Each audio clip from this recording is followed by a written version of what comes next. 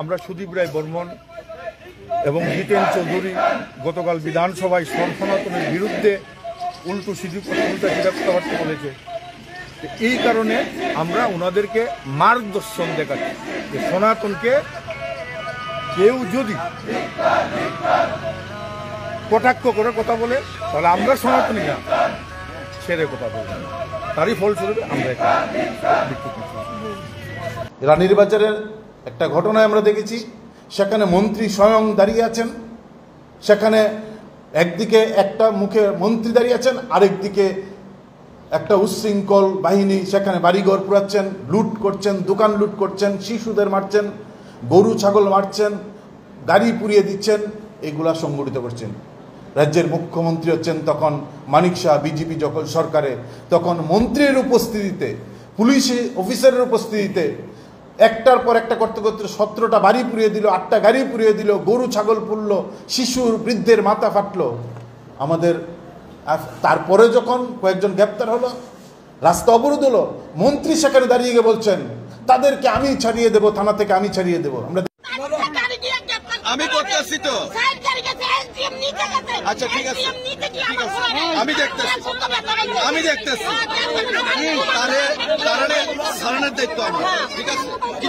দেখলাম মন্ত্রীর এই কথার পর কি ফরওয়ার্ডিং হলো, তারা সবাই জামিন পেয়ে গেল, সবাই জামিন পেয়ে গেল। স্বরাষ্ট্রমন্ত্রীকে আমাদের রাজ্যে আছেন, তার কয়েকদিনের মধ্যেই আরেক মন্ত্রী সরাসরি সাম্প্রদায়িক উস্কানি দিয়ে ফেসবুকে পোস্ট করলেন, সরাসরি সাম্প্রদায়িক উস্কানি দিলেন।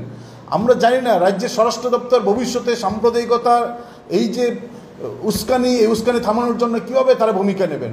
মন্ত্রীর বিরুদ্ধে একটা মামলা হলো না, বিধানসভায় সরকার তার নিন্দা করলো না।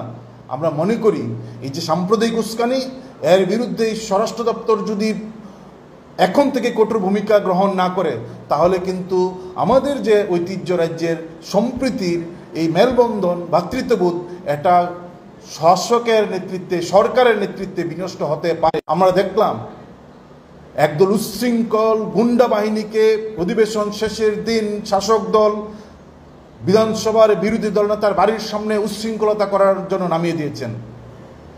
যিনি সাম্প্রদায়িক উস্কানি দিলেন মন্ত্রী, তার বিরুদ্ধে সরকার, শাসক দল, পুলিশ, স্বরাষ্ট্র দপ্তর কোনো ভূমিকা নিলেন না। এই সাম্প্রদায়িকতার যিনি উস্কানি দিলেন তার বিরুদ্ধে নিলেন না, যিনি সাম্প্রদায়িকতার নিন্দা করলেন তার বাড়ির সামনে দাঁড়িয়ে তাকে আক্রমণ করার জন্য, তার বাড়ির সামনে দাঁড়িয়ে উচ্ছৃঙ্খলতা করার জন্য ভূমিকা গ্রহণ করলেন।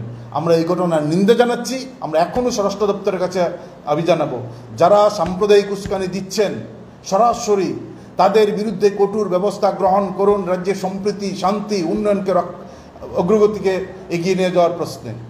আর যারা উস্কানিদাতার বিরুদ্ধে কথা বলেন, তার বাড়ির সামনে যারা গুন্ডামি করতে যায়, সেই বর্বর বাহিনীর বিরুদ্ধেও পুলিশকে কঠোর ভূমিকা গ্রহণ করতে হবে।